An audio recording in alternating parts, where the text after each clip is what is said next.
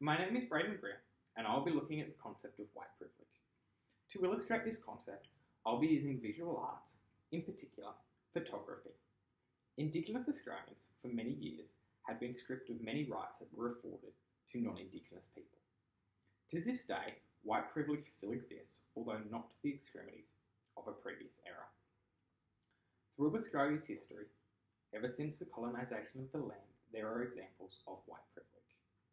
From 1788, Indigenous Australians have been mistreated by having their land taken from them. When the first fleet landed, Captain Phillips ordered the convicts on his ship to cut down trees on the shore and pitch their tents. Although he ordered there be no violence, many reports state there is an extensive history of it occurring. This instance of Indigenous land being claimed by non-Indigenous people is the first on record.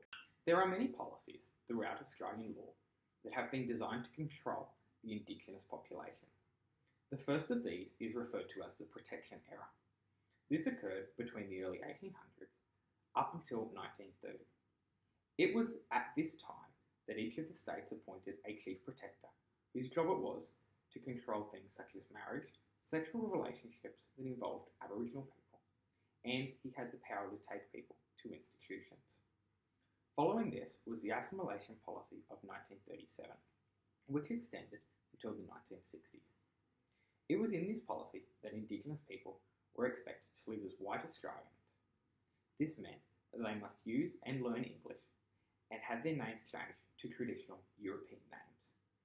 It was stated that this policy was to make a singular community of Australian people with the same beliefs, ideals, values and rights.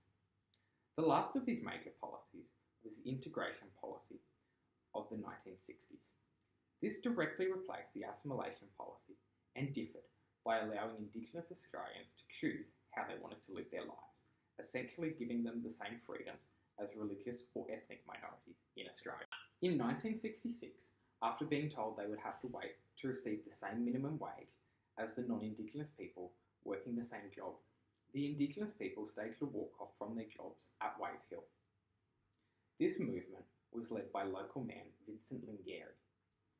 All of the Aboriginal people involved in this lost their positions at the station, however it garnered national attention.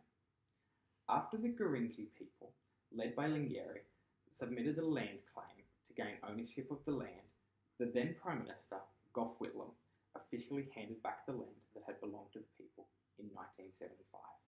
This photograph by Mervyn Bishop is one of the most important in the history of Australia.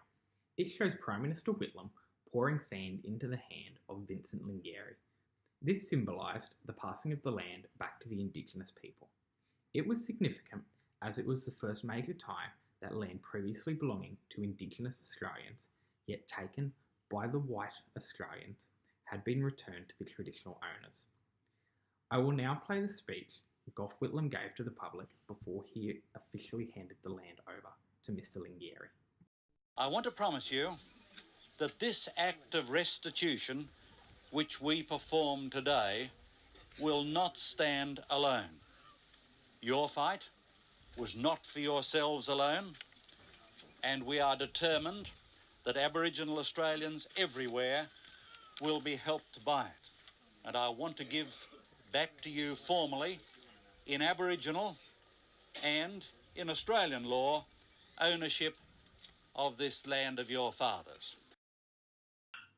As he poured the dirt from the land into Mr. Lingieri's hand, Mr. Whitlam continued his speech saying the following: Vincent Lingieri, I solemnly hand to you these deeds as proof in Australian law that these lands belonging to the Gurindji people, and I put in your hands part of the earth as a sign that this land will be the possession of you and your children forever. This was a turning point for Indigenous people in Australia and signalled the beginning of the end of white privilege relating to land rights Australia had at the time.